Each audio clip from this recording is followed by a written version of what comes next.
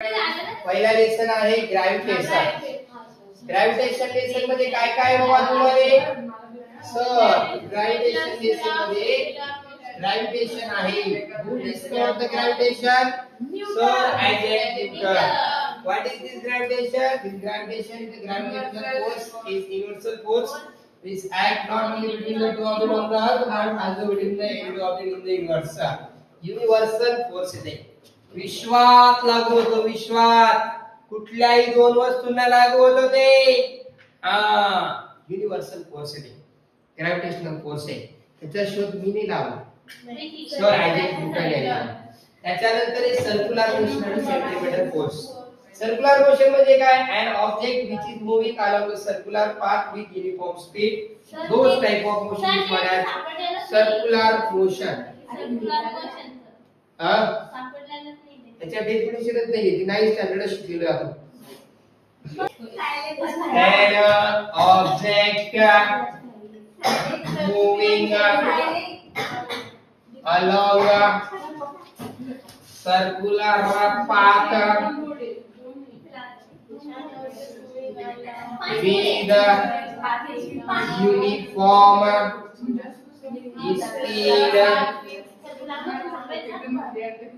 such motion is called circular motion। अशा motion नाव नाही circular motion आणि ही मोशन अशी तुम्ही सर्क्युलर मोशन त्याच ऑब्जेक्ट वरती लागतं सेंट्रिपेटल फोर्स। जे ऑब्जेक्ट सर्क्युलर मोशन मध्ये काय होत असतं मूव होत असतं a force acts on any object moving around the circle. It is directed toward the center of the circle. This force called as the centripetal force. जे object circular path मध्ये move होते त्या circular पाथच्या centre कडून त्या object वरती एक force apply होत असतो आणि त्या फोर्सला काय म्हणतात सेंट्रिपेटल फोर्स। त्यानंतर तुमचा केपलर बाबाची लॉ तुमची डायग्राम त्या डायग्रामचा यूज करून काय करायचं तीन लॉ एक्सप्लेन करायचे। अगोदरचा लॉ आहे तुमचा फर्स्ट लॉ ऑर्बिट विषय आहे, सेकंड लॉ तुमचा लाईन विषय आहे, थर्ड लॉ तुमचा पिरियड ऑफ रिव्हॉल्यूशन विषय आहे। ते आपल्याला सांगता आलं पाहिजे। फर्स्ट लॉ काय सांगतो the ग्लॅंड is a surround of the foci। Sir हा एका फोकसवर असतो। कधी त्याची ऑर्बिट कोणत्या शेपची असतं? हे अंडाकृती असतं। कसं असतं? एलिप्स असतं ठीक आहे। त्यानंतर केपलरचा second law planet from the sun with equal area in equal interval of time। इथे तुम्हाला हे जे 1 2 आणि हे 3 दिसतं हे जर सेम टाइम मध्ये घेतलेलं असेल हे 1 आवर हे 1 डे हे 1 डे हे 1 डे तिने जर 1 डे मध्ये घेतला असेल पिरियड ऑफ रिव्हॉल्यूशन जर सेम असेल तर त्याचा एरिया पण कसा येतो सेम येतो सेम इक्वल येतो इक्वल ठीक आहे। तिसरा लॉ काय सांगतो आपल्याला द थर्ड लॉ काय सांगतो द स्क्वेअर ऑफ इट्स म्हणजे planets period of revolution around the sun sun कोणती पिरियड ऑफ रिव्हॉल्यूशन हे डायरेक्टली प्रोपोर्शनल आहे सेम प्रोपोर्शनल आहे कोणाशी the cube of the mean distance of a planet from the sun mean distance सगळीकडे shape same नाही आहे आपल्या त्या ऑर्बिटचा त्याच्यामुळे मीन डिस्टन्स हा वर्ड त्या ठिकाणी वापरलाय आणि त्याच्यामुळे ते म्हणले या ठिकाणी जे पिरियड ऑफ रिव्हॉल्यूशन आहे सनच्या भोवतीचा तो कसा असतो डायरेक्टली प्रोपोर्शनल असतो कोणाला mean distance of planet from the sun त्याला आपण कसं लिहिलं square of period of revolution म्हणजे टी स्क्वेअर हे directly proportional to mean of मीनचा क्यूब म्हणजे आर क्यूब। याला ए नाही लिहितात हे असं कसं लिहितात ते या ठिकाणी असं लिहायचं असतं की टी चा वर्ग हे डायरेक्टली प्रोपोर्शनल कोणाला आर म्हणजे ए सुकून झाला असं हे असं नसतं ठीक आहे। बघा पुढे चालायचं केपलरचे लॉ झाले मग न्यूटन बाबाचा न्यूटनचा युनिव्हर्सल लॉ ऑफ ग्रॅव्हिटेशन। न्यूटनचे मागच्या वर्षी पण लॉ होते 3 नियम law of inertia law of momentum law of action reaction ते मागच्या वर्षी त्यातला जर लॉ ऑफ इनर्शिया सांगितला आहे object continues to remain at rest unless an external unbalanced force acts on it. Second law, the rate of change of momentum is directly proportional to the applying force. The change of momentum is in the direction of the applying force. Law of reaction force. Every action force there is an reaction force which acts simultaneously. ही आपली last इयरची न्यूटनचे law आहे, ते मोशनचे law आहे, law of motion. Kepler बाबाने जे लॉ सांगितले ते लॉ ऑफ प्लॅनेटरी मोशन, प्लॅनेटच्या मोशन विषयी लॉ सांगितलेले.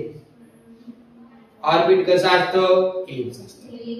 ही लाईन आहे ती स्वीप करते, इक्वल एरिया आहे, इक्वल ड्रॉप आहे. Square of period of revolution कसं असतं, डायरेक्ट किंवा the net distance of the planet on sun. बरोबर आहे. ही आपली तीन लॉ आहे. तसंच न्यूटनचा आपला लॉ ग्रॅव्हिटेशन तो विश्वाला लागू म्हणून शब्द वापरला. Every object of the universe other every other object the difference for the direct to product of the mass of the object of different what is the square of the unit देवा. बरोबर आहे. या ठिकाणी आपल्याला सांगता आलं की every object in the universe attract every other object the difference of force is force is that equal to the product of the mass of the object and symmetry equal to the square of the. तर हे आपला law आहे. ह्या law नुसार आपण formula तयार करा.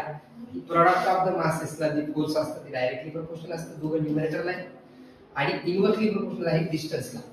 त्याच्यापासून फॉर्म्युला तयार केला आपण F बरोबर G m1 m2 r d square. याचा वापर करून कुठल्याही दोन ऑब्जेक्ट मधला आपण फोर्स काढू शकतो. जसं आपल्याला ते विराट कोहली आणि महेंद्र सिंग धोनीचं एक्झाम्पल दिलेलं आहे. त्या दोघांमधला डिस्टन्स 1 मीटर आहे.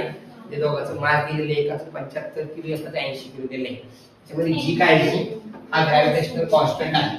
त्याची व्हॅल्यू काय आहे त्याचा शोध कोणी लावला, त्याची व्हॅल्यू 6.673 आहे.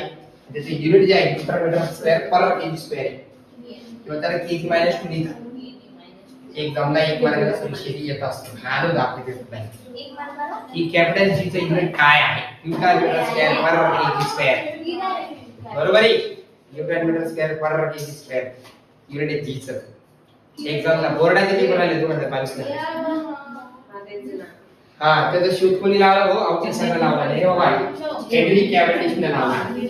बरोबर हे की नाही. हा ती काय आहे, युनिव्हर्सल ग्रॅव्हिटेशनल कॉन्स्टंट. दोन जी आहे बरं का याच्यात, कॅपिटल जी आणि स्मॉल जी आहे. कॅपिटल जी काय, ग्रॅव्हिटेशनल कॉन्स्टंट युनिव्हर्सल ग्रॅव्हिटेशनल, आणि हा स्मॉल जी जो आहे ना हा ऍक्सेलरेशन आहे, ग्रॅव्हिटेशनल ऍक्सेलरेशन. वेगात बदल होतो, पृथ्वीच्या गतिबलात बदल होतो म्हणलेले त्याला, हे की नाही. चला पुढे जाऊया. त्याच्यानंतर हे आपण महेंद्र आणि विराटचे क्वेश्चन बघितलं. त्याच्यामध्ये फोर्स काढले त्याच्या दोघांमध्ये. त्यासाठी आपल्याला त्याचे दोघांचे मास दिले होते.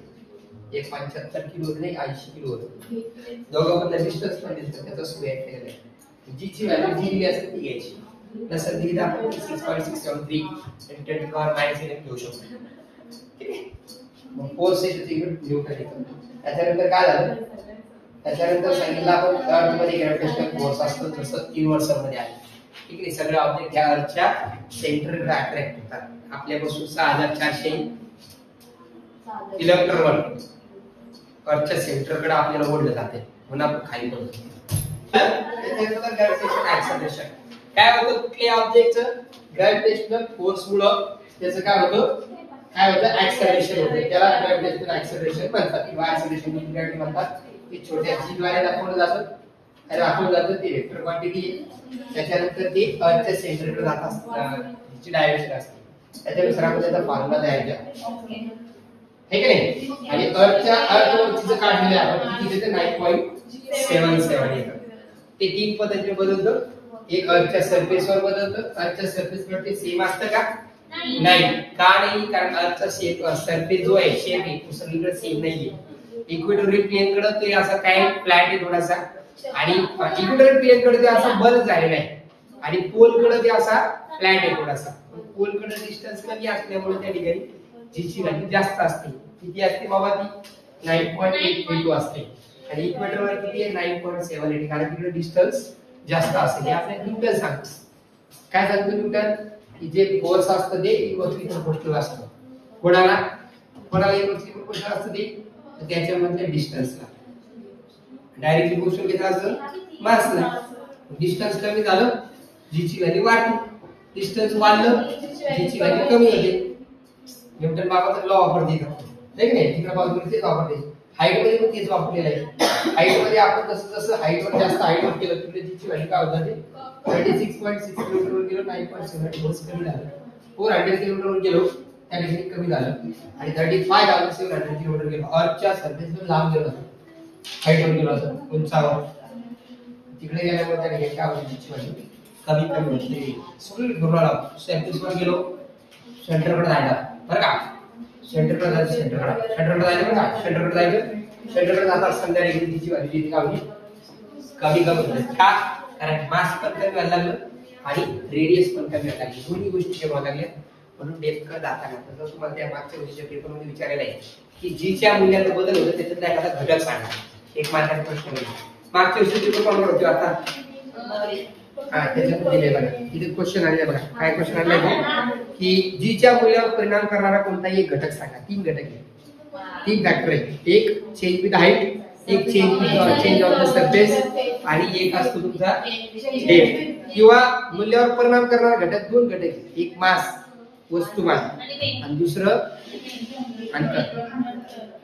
डिस्टन्स आणि मास हे 2 पैकी एक सांगू शकता.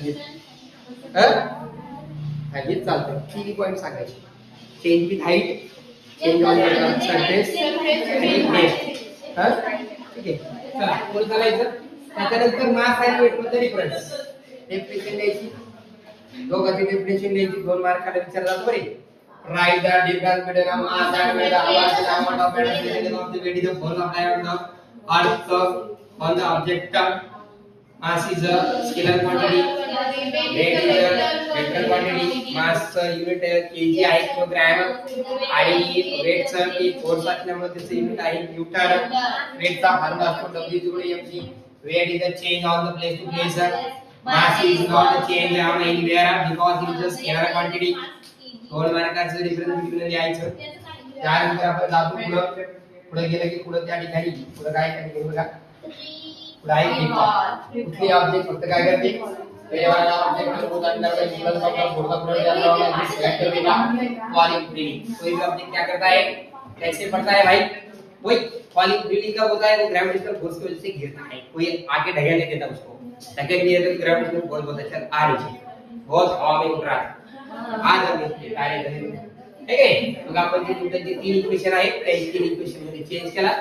ग्रॅव्हिटी मध्ये इनिशियल वेलोसिटी 0 घ्यायची त्या ठिकाणी a बरोबर काय घ्यायचं g घ्यायचे. त्या 3 इक्वेशन मध्ये चेंज करून आपल्याला फ्री फॉलचे फॉर्म्युले भेटलेले. आता याच्यामध्ये एक गोष्ट लक्ष द्या. फ्री फॉल कुठली ऑब्जेक्ट खाली पडताना हे वापरायचं. वर फेकताना उलट होणार. वर फेकताना इनिशियल वेलोसिटी काय ना काहीतरी असते आणि वेलोसिटी 0 असते. म्हणजे त्याच्यामध्ये v बरोबर 0 होणार आणि a बरोबर जे g घेतलं तिथे a बरोबर -g घ्यायचं. काऊन, कारण वेलोसिटी कमी होते. सुरुवातीला जास्त नंतर कमी होती आणि याच्यामध्ये कसं असतं सुरुवातीला कमी नंतर जास्त असते. बरोबर आहे का फ्री फॉल मध्ये. म्हणून a बरोबर g घ्यायचंय आणि a बरोबर -g कधी घ्यायचं वरती फेकत असताना. कुठली वस्तू जर अपर वरती थ्रो केली ना ती ग्रॅव्हिटेशनल फोर्सच्या अपोजिट डायरेक्शन मध्ये वर्क करते. तिथं जो ग्रॅव्हिटेशन की काय होतं ऍक्सेलरेशन काय होतं कमी होतं. कारण वेग कमी व्हायला लागला ना. सुरुवातीला जास्त नंतर कमी होतं म्हणजे तो खाली येते. तिथे ढगात गेला असतो. मग ढगात जाण्यासाठी तो वेग वेगळा असतो. ती एस्केप व्हेलॉसिटी असते. इनिशियल व्हेलॉसिटी अशी असते ज्याच्यामुळे ती वरवर जाते. सॅटेलाइट लॉन्च करते ना असं होतं का सुरुवातीला झाला बऱ्याच वेळा सॅटेलाइट वर पाठवलं आलं खाली, वर पाठवलं आलं खाली. आता ते पाकिस्तानमध्ये काय झालं तिकडे त्यांनी एक कुठलं तरी क्षेपणास्त्र त्यांनी लॉन्च करत होते. हे वर गेलं ना असं खाली आलं. सॅटेलाइट लॉन्च करताना असं भरलेले आहे सुरुवातीला. त्याच्याकरता इनिशियल व्हेलॉसिटी एवढी द्यायची. इनिशियल एनर्जी बघा तुम्ही सॅटेलाइट लॉन्च करतात किती धुक्कल निघत सुरुवातीला. हे सगळ्यात जास्त मोठ्या प्रमाणात त्या ठिकाणी काय करतात तर फ्यूल त्या ठिकाणी ते बर्न करत असतात. त्याचं जे अपोजिट फोर्स असतं ते बायो फोर्स असतं. ते बायो फोर्स मध्ये त्याच्या भाग निकाल नाही ते पोहोचू आहे की नाही. हे आपलं फ्री फॉल झालं. त्याची डेफिनेशन झाली, त्याचे फॉर्म्युले झाले त्या ठिकाणी. त्याच्यानंतर आहे ग्रॅव्हिटेशनल पोटेन्शियल एनर्जी. ग्रॅव्हिटेशनल फोर्समुळे पोटेन्शियल एनर्जी असते. ग्रॅव्हिटेशनल पोटेन्शियल एनर्जी करतात ती हाईट वर अवलंबून असते. हाईट वर अवलंबून असते. हा त्याचा फॉर्म्युला लक्षात राहील. R प्लस H करायचा. सेम फॉर्म्युला आहे हा फोर्स सारखा, फक्त निगेटिव्ह साइन करू अपोजिट डायरेक्शन मध्ये. हाईट वर अवलंबून आहे म्हणून R प्लस H करायचं. हा आपला फॉर्म्युला द्यायचा आहे. फोर्सचा फॉर्म्युला नाही का GMM आपण R स्क्वेअर, फक्त ते R स्क्वेअर म्हणून काय केले R प्लस H करायचं. त्याच्यानंतर एस्केप व्हेलॉसिटी. एस्केप व्हेलॉसिटी कशाला म्हणतात? ज्या व्हेलॉसिटी मुळे कुठलाही ऑब्जेक्ट हा अर्थच्या ग्रॅव्हिटेशनल फोर्स वरती काय करतो, ओव्हरकम करतो, निघून जातो तिथून. सॅटेलाइट लॉन्च करताना आपण एस्केप व्हेलॉसिटीचा वापर करतो. इनिशियल व्हेलॉसिटी असते, सुरुवातीला एवढ्या जोराने फेकायला या रॉक मध्ये वर गेलं पाहिजे ढगा, बरोबर आहे. त्याला ग्रॅव्हिटेशनल फोर्स वरती काय करता आलं पाहिजे, मात करता आलं पाहिजे. त्याचा फॉर्म्युला काय तयार केला आपण? त्याचा फॉर्म्युला आहे v escape square root 2gm upon r किंवा 2gr. त्याच्यातला gm अपॉन r स्क्वेअर या ठिकाणी आपण छोटे g ची किंमत टाकली आहे. अर्थ वरती किती आहे? 11.2 किलोमीटर पर सेकंड अर्थ वरती. आणि मून वर किती आहे? 2.37 किलोमीटर पर सेकंड. हा आपला पहिला लेसन. दुसरा लेसन काय? होय, दुसरा लेसनचं नाव काय आपलं? हा, चार सायंटिस्ट लोकांनी आपल्याला क्लासिफिकेशन सांगितलं. चार: Dobereiner, Newlands, Mendeleev, Henry Moseley. बरोबर. काय म्हणतो डोबे रायडर? ही there the group of 3 element having a similar chemical property. आता लॉ काय सांगितलं, काय म्हणले त्यांनी? ट्रायड म्हणजे ट्रायड. म्हणजे ट्रायडचा लॉ काय सांगतो? The elements are arranging in the increasing order of their atomic mass in a triad. The atomic mass of काय बोलते ते? The atomic mass of a middle element was approximately equal to the mean of the atomic mass of the other two elements. Other two elements. मिडलचा जो काही element आहे त्याचा atomic mass हे other two elements च्या atomic mass च्या बरोबर असतं. असं कोण म्हणलं? डोबे रायडरचे ट्रायड आपल्या या ठिकाणी दिलेले आहेत. लिथियम आणि पोटॅशियम या दोघांचे ॲटॉमिक मासचं ॲव्हरेज काढलं तर ते ॲटॉमिक मास इथं तुमचं सोडियम आहे.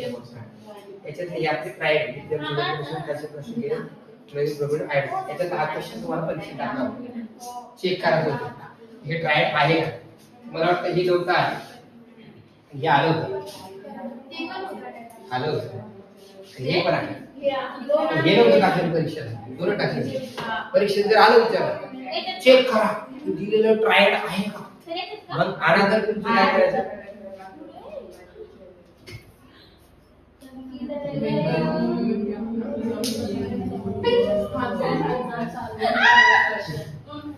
हे नाही चला. त्याच्यानंतर सेकंड वाला न्यूलँड. काय म्हणतो न्यूलँडचा law? Property of every element is similar because of first formula. Elements are arranging in the increasing order of their atomic masses. दिलेले एलिमेंट काय करायचे आपल्याला ते समजायला पाहिजे. तर every 8 element have a similar property to those of first. पण कधी okay, the elements are arranged in the at that time increasing order of their atomic mass. कुठले एलिमेंट आहेत त्या टाइमला जे एलिमेंट होते त्यांना ॲटॉमिक मास नुसार रेशिओ ऑर्डर मध्ये अरेंज केले. तेव्हा काय झालं, प्रत्येक ॲटॉमिक गोळ्या प्रमाणामध्ये पहिल्या प्रमाणामध्ये नाही काय केलं, काय दिले हे लिहिले बघा. The similarity of the resulting and quantity level is law of optimum. No, हा लॉ नाही तुमचा. लॉ ऑफ ऑप्टिमम काय आहे? प्रत्येक आठवड्याची गुणधर्माची पहिल्या प्रमाणात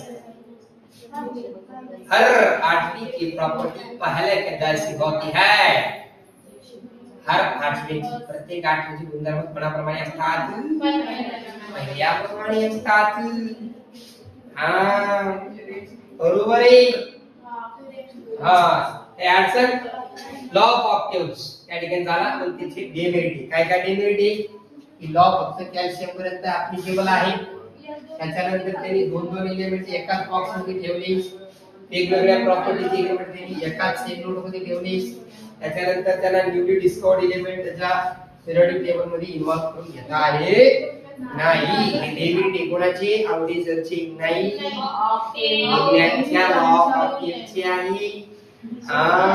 त्याच्यानंतर काय तर त्याच्यानंतर आपला एलिमेंट अरेंज केले त्यांनी 63. त्यांनी काय केलं भाऊ, त्यांनी सांगितलं की ॲटॉमिक मास त्याची फंडामेंटल प्रॉपर्टी आहे, परंतु त्यांनी त्याच्यात काय घेतलं, फिजिकल आणि केमिकल प्रॉपर्टी सुद्धा घेतलेल्या आहेत. काय म्हणतो तो की property of element are the theoretic function of the atomic mass. जर एलिमेंटला अरेंज केलं, ॲटॉमिक मास जर अरेंज केलं, त्याच्या प्रॉपर्टी काय होतात, रिपीट रिपीट रिपीट होतात. त्याने काय केलं, काही क्वांटिकल पालन केले होते, त्याने ग्रुप बनलं होतं, काही हॉरिझॉन्टल ग्रुप केली होती, त्याला काय म्हणलं होतं, पिरियड्स म्हणलं होतं. किती पिरियड होते त्याच्यामध्ये, 12 पिरियड होते, 12 पिरियड. आणि किती ग्रुप होते रे बाबा, त्यांनी काय केलं त्या ठिकाणी, ठीक आहे, मॉलिक्युलर क्वांटिटी केमिकल प्रॉपर्टी घेतली ऑक्साईड आणि हायड्राइडची, बरोबर आहे. त्याच्यानंतर त्याचे सांगायचे मेरिट. काय काय त्याचे मेरिट,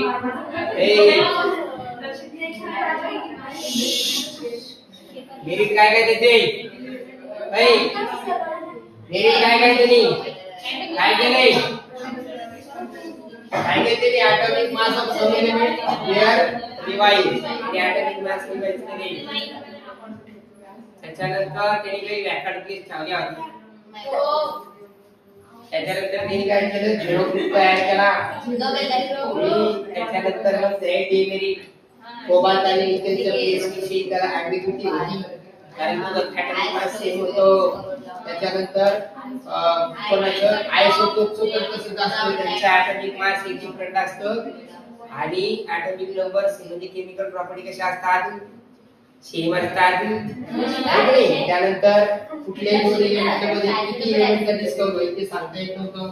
चौथं वाला हायड्रोजनचे पोझिशन विषयी प्रॉब्लेम होता, कारण हायड्रोजन मध्ये दोघांच्या प्रॉपर्टी आहे, मेटलच्या पण आहे, नॉन मेटल, मेटल सोबत ठेवायचं, नॉन मेटल सोबत ठेवायचं, हे प्रॉब्लेम होता. त्याच्यानंतर मॉडर्न पिरियडिक लॉ. काय सांगतो modern periodic law, property of element are periodic function of their atomic number.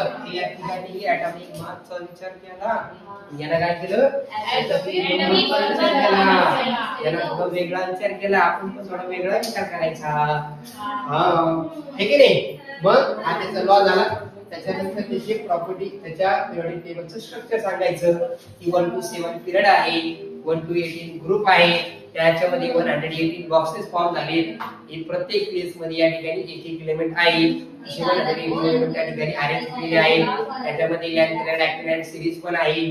त्यामध्ये 4 ग्रुप आहे, S PDF, S PDF. S group मध्ये त्या ठिकाणी एस जो ब्लॉक आहे, एस ब्लॉक मध्ये आपण 2 ग्रुप दिलेले, ग्रुप नंबर 1 आणि 2. पी ब्लॉक मध्ये सगळे नॉन मेटल आहेत. पी ब्लॉक मध्ये 13 to 18 ग्रुप आहे, हे की नाही. 3 to 12 ग्रुप जे आहे ते डी ब्लॉक मध्ये लॅन्थेलाइड ॲक्टिनाइड सिरीज आहे तुमचं. हे ब्लॉक आहे, त्याच्यामध्ये झिगझॅग लाईन आहे, झिगझॅग लाईन मुळे आपल्याला ते प्रोडक्ट टेबल मध्ये 3 जे टाइप आहे एलिमेंटचे ते दिसून येतात. लेफ्टला सगळे मेटल आहे, राईटला सगळे नॉन मेटल आहे आणि कॉर्नर वरती त्या ठिकाणी मेटल आहे, हे की नाही. त्याचं स्ट्रक्चर. त्याच्यानंतर त्या ठिकाणी काय करायचं, पिरियडिक ट्रेंड सांगायचा, कंपॅरिझन केलेली आहे ग्रुप आणि पिरियड मधल्या इलेक्ट्रॉनिक कॉन्फिगरेशनची. त्याच्यानंतर आपण पिरियडिक ट्रेंड मध्ये सांगत असताना काय सांगितलं होतं, सगळ्यात पहिले व्हॅलेन्सीचा ट्रेंड. ग्रुप मधल्या सगळ्या एलिमेंटची व्हॅलेन्सी सेम असते, पिरियड मधल्या एलिमेंटची व्हॅलेन्सी ही 1 to 4 इंक्रीज होत जाते, नंतर 4 to 1 डिक्रीज होत जाते. नंतर ॲटॉमिक साईज विषयी सांगायचं की सेम ग्रुप मधल्या एलिमेंटची साईज ही टॉप टू बॉटम येत असताना त्या ठिकाणी इंक्रीज होत जाते, कारण प्रत्येक वेळी न्यू शेल त्या ठिकाणी फॉर्म होत असते, एक एक शेल त्या ठिकाणी ऍड होत जाते, बरोबर आहे की नाही. म्हणून ग्रुप मधल्या एलिमेंटची जी ॲटॉमिक साईज आहे, ती ॲटॉमिक रेडियस वाढल्यामुळे ती ॲटॉमिक रेडियस वाढते, कारण न्यूक्लियसचं आणि आउटरमोस्ट शेल मधल्या इलेक्ट्रॉनचं डिस्टन्स इंक्रीज होतं, बरोबर आहे. मग ते ग्रुपच्या बाबतीत सांगितलं. पिरियड मध्ये इलेक्ट्रोलाइट सांगायचं की आउटरमोस्ट शेल मध्ये एक इलेक्ट्रॉन इंक्रीज होतो, तसं न्यूक्लियस मध्ये प्रोटॉन पण इंक्रीज होत असतो, पॉझिटिव्ह चार्ज पण वाढतो. पॉझिटिव्ह चार्ज वाढल्यामुळे आउटरमोस्ट शेल मध्ये जे इलेक्ट्रॉन ते अट्रॅक्ट केले जातात, त्यामुळे डिस्टन्स कमी होतं न्यूक्लियस आणि आउटरमोस्ट शेल मधलं, म्हणून ॲटॉमिक रेडियस डिक्रीज होते, म्हणजे ॲटॉमिक साईज पण डिक्रीज होते. त्यानंतर मेटॅलिक आणि नॉन मेटॅलिक कॅरेक्टर. लेफ्टला सगळे मेटल आहे, मग लेफ्ट कडून राईट कडे जाताना, पिरियड मध्ये लेफ्ट कडून राईट कडे जाताना मेटॅलिक कॅरेक्टर डिक्रीज होणार, नॉन मेटॅलिक कॅरेक्टर इंक्रीज होणार. ग्रुप मध्ये vertical to top to bottom येताना त्या मेटॅलिक कॅरेक्टर इंक्रीज होणार, नॉन मेटॅलिक कॅरेक्टर डिक्रीज होणार. हे आपलं सेकंड चॅप्टर, त्याच्यातले 4 लॉ आपले पाठ असू द्या. तिसरा चॅप्टर आपण पाहिला तिसऱ्या चॅप्टर मध्ये केमिकल रिएक्शन आहे. केमिकल रिएक्शन आणि केमिकल इक्वेशन बॅलन्स करता आलं पाहिजे आपल्याला, आहे की नाही. केमिकल रिएक्शन म्हणजे काय, त्याच्यामध्ये न्यू त्या ठिकाणी प्रॉडक्ट फॉर्म होत असतात. काही एलिमेंट मध्ये बॉन्ड ब्रेक होऊन त्याचं कन्व्हर्जन न्यू बॉन्ड फॉर्म होऊन न्यू कंपाऊंड मध्ये होत असतं. रिएक्शन मध्ये रिएक्टंट हे लेफ्ट साइडला लिहायचे, राईट साइडला प्रॉडक्ट लिहायचे, त्याच्यामध्ये एरो काढायचा, हे की नाही. त्याच्यानंतर प्लस साइन द्यायचं लेफ्ट आणि राईटला जेवढे प्रॉडक्ट आणि रिएक्टंट जर दोन पेक्षा जास्त असेल तर हीट जर वापरली असेल तर डेल्टाचं साइन द्यायचं एरो वरती, है की नाही. त्याच्यानंतर इलेमेंट जे रिएक्टंट प्रॉडक्ट आहे त्याचे स्टेट लिहायच्या, है की नाही. सॉलिड असेल तर एस लिहायचं, लिक्विड असेल तर एल लिहायचं, गॅस असेल तर जी किंवा वरचा एरो पण काढतो गॅस फॉर्म झाला तो. आणि जर पीपीटी फॉर्म झाले असेल तर उलटा एरो काढायचा. वॉटर फॉर्म मध्ये असेल तर ऍक्वियस लिहायचं, बरोबर आहे. कॅटलिस्ट वगैरे वापरलं ते एरोच्या वरती लिहायचं. त्याच्यानंतर केमिकल इक्वेशन बॅलन्स आहे ते कसं चेक करायचं, त्यासाठी पाहायचं लेफ्ट हँड साइडला जेवढे एलिमेंटचे ऍटम आहेत तेवढेच राहील आहे का, है की नाही. त्याला बॅलन्सच करायचं. पहिल्यांदा तो फॉर्म्युला लिहायचा, केमिकल इक्वेशन लिहायचं, कंपेअर करायचं. कंपेअर करून रिएक्टंट मध्ये जे काही अनबॅलन्स असेल त्याला बॅलन्स करायचं आधी आणि नंतर प्रोडक्ट मध्ये करायचं. जो कंपाऊंड दिलाय त्याच्यामध्ये सगळ्यात जास्त कंपाऊंड एलिमेंट कोणाचे, ऍटम कोणाचे जास्त आहे त्याच आधी काय करायचं, बॅलन्स करायचं, बरोबर आहे. त्याच्यानंतर ते झालं केमिकल इक्वेशन बॅलन्स करायच्यानंतर केमिकल इक्वेशनचे रिएक्शनचे टाइप आहे. कॉम्बिनेशन रिएक्शन, दोन रिएक्टर एकच प्रॉडक्ट. डिकंपोजिशन रिएक्शन, एक रिएक्टर दोन product. Displacement reaction, less reactive एलिमेंटला high reactive element self ion form करून डिस्प्लेस करतो. त्याच्यानंतर आपण काय पाहिलं, डबल डिस्प्लेसमेंट रिएक्शन, त्याच्यामध्ये आयनची एक्सचेंजिंग होते आणि काय तयार होते त्या ठिकाणी पीपीटी फॉर्म होते, है की नाही. त्यानंतर पाहिलं आपण ऑक्सिडेशन रिडक्शन. ऑक्सिडेशन रिडक्शन कशाला म्हणतात, तर त्याच्या आधी एंडोथर्मिक एक्झोथर्मिक पाहिलं बा. एंडोथर्मिक मध्ये हीट ऍब्सॉर्ब केली जाते, एक्झोथर्मिक मध्ये हीट काय केली जाते, रिबेट केली जाते. त्याच्यानंतर केमिकल रिएक्शन वर अफेक्ट करणारे फॅक्टर आपण पाहिले की त्या ठिकाणी काय काय पाहिलं होतं, एक रिएक्टिव्हिटी ऑफ द रिएक्टंट पाहिलं होतं. जेवढा जास्त रिएक्टिव्ह रिएक्टंट असेल तेवढा जास्त त्या ठिकाणी त्याचे रेट ऑफ रिएक्शन काय होतं, इन्क्रीज होत असतं, है की नाही. जर समजा ते लेस रिएक्टिव्ह असेल त्याची रिएक्शन फास्ट मध्ये होत नाही. नेचर ऑफ द रिएक्टंट घेतलेलं आहे, रिएक्टंट कसा आहे. त्याच्यानंतर साइज ऑफ द पार्टिकल, पार्टिकलची साइज स्मॉल असेल रेट ऑफ रिएक्शन इन्क्रीज होतं, है की नाही. त्याच्यानंतर कॉन्सन्ट्रेशन जर रिएक्टंटचा हाय असेल तर रिएक्शन फास्ट होते, रेट ऑफ रिएक्शन हाय असतं. टेम्परेचर जर वाढवलं रेट ऑफ रिएक्शन इन्क्रीज होतं. कॅटलिस्ट जर वापरलं तर तेव्हा सुद्धा त्या ठिकाणी काय होतं, रिएक्शनचा रेट काय होतो, चेंज होत असतो, ठीक आहे. त्याच्यानंतर ऑक्सिडेशन आणि रिडक्शन. कसं म्हणतो ऑक्सिडेशन, रिएक्शन मध्ये रिएक्टंट ऑक्सिजन सोबत कंबाईन होतो, हायड्रोजन रिड्यूस होतो, इलेक्ट्रॉन लॉस केले जातात, पॉझिटिव्ह आयन फॉर्म होतात, इन्क्रीज होतात, निगेटिव्ह आयन डिक्रीज होतात, या सगळ्याला ऑक्सिडेशन म्हणतात. रिडक्शन कशाला म्हणतात, त्याच्या अपोजिटला, त्याच्यामध्ये ऑक्सिजन रिड्यूस होतो, हायड्रोजन गेन होतो, इलेक्ट्रॉन गेन केले जातात, निगेटिव्ह आयन फॉर्म होतात, निगेटिव्ह आयन इन्क्रीज होतात, या सगळ्या एकत्रित काय म्हणतात, रिडक्शन म्हणतात. ते जर कंबाईनली होत असेल दोघं एकत्र त्याला रेडॉक्स रिएक्शन म्हणतात, ठीक आहे. त्याच्यामध्ये ऑक्सिजन लॉस होऊ शकतो, हायड्रोजन गेन होऊ शकतो. रेडॉक्स रिएक्शन मध्ये आपल्या ठिकाणी सांगितलं बघा की कॉपर ऑक्साईड ऑक्सिजन लॉस केला, म्हणजे ऑक्सिडेशन रिडक्शन झालं. हायड्रोजन ऑक्सिजन घेतला, त्याचं ऑक्सिडेशन झालं, दोन्ही सोबत झालं म्हणजे रेडॉक्स रिएक्शन झालं, ठीक आहे. त्याच्यानंतर आपण पाहिलं करोजन. करोजन कशाला म्हणतात, त्याच्यामध्ये ऍटमॉस्फिअरच्या इफेक्टमुळे काय होतात, कुठल्याही एलिमेंट जो मेटल असेल त्याची सरफेस काय होतो, तो डॅमेज होतो, त्या ठिकाणी रस्ट फॉर्म होतो. रस्ट म्हणजे काय असतं, एक रेडिश लेअर असते, है की नाही. त्याचं फॉर्म्युला काय आहे, Fe2O3H2O. ही काय डायरेक्ट फक्त वॉटरमुळे होतं का किंवा एअरमुळे होतं का, नाही. त्या ठिकाणी दोन इलेक्ट्रोलिसिस रिएक्शन होत असतात, रेडॉक्स रिएक्शन होत असतात, जिथं आयर्न हा ऑक्सिडाइज होतो, इलेक्ट्रॉन लॉस करतो, आणखी परत एकदा तो इलेक्ट्रॉन लॉस करतो, कारण त्याची व्हेरिएबल व्हॅलेन्सी आहे, तो 2 पण आणि 3 पण व्हॅलेन्सी त्याची. कधी 2 इलेक्ट्रॉन दिले त्याची 2 व्हॅलेन्सी, 2 आयन फॉर्म होतात. 3 इलेक्ट्रॉन दिले तर 3 आयन फॉर्म होतात, है की नाही. हे झालं तुमचं त्या ठिकाणी ऑक्सिडेशन झालं. आयर्नचं ऑक्सिजनचं काय होतं, रिडक्शन होतं, त्याच्यापासून वॉटर फॉर्म होतं. मग हा वॉटर जो फॉर्म झाला, हा वॉटर आणि हा आयर्न, त्याचं परत आयन फॉर्म झालं. त्याच्यामुळं आयर्न आणि वॉटर हे दोघांचे कॉम्बिनेशन त्या ठिकाणी रस्ट फॉर्म होतो, ठीक आहे ना. या ठिकाणी करोलीची डेफिनेशन आपल्याला सांगितलेली आहे. शेवटचा पॉईंट आहे रॅन्सिडिटी. रॅन्सिडिटी म्हणजे काय असतं, कुठल्याही सबस्टन्स आपण इझिली ऑइल असेल किंवा हे असेल ऑइली सबस्टन्स असेल, ऑइली फूड कंपोनंट असेल, त्याला काय करतो आपण तसंच ठेवून देतो. त्याच्यामध्ये आता ऑक्सिडेशन झाले म्हणजे त्याला काय होतं, खवट वास येतो, रॅन्सिड आपण म्हणतो. ती दोन पद्धतीने स्टॉप करता येतं. एक फुल स्टॉपला काय करायचं तर आपण त्या ठिकाणी काय एअर टाईट कंटेनर मध्ये ठेवू शकतो किंवा अँटीऑक्सिडंट